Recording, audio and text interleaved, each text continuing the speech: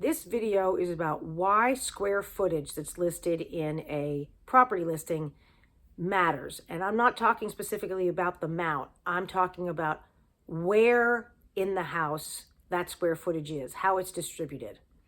So, for example, I will often talk to buyers who say, we need about, I don't know, 2,000 square feet or so. If there's some in the finished basement, that could work. That's fine.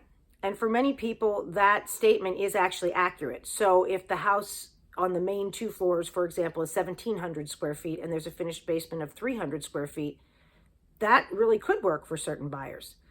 But it's important to understand that when you divide square footage that way and you're including finished basement square footage, recognize what that means to what we call the footprint or the floor plan of the house. All of the rooms themselves on the main 2 floors, for example, are smaller. So a 2,000 square foot house that has 2 floors and no finished basement square footage, all of those spaces, the dining room, the kitchen, the bedrooms, are all larger in general than in a house that's 1,700 square foot on those 2 floors and then 300 square feet in the basement of finished space.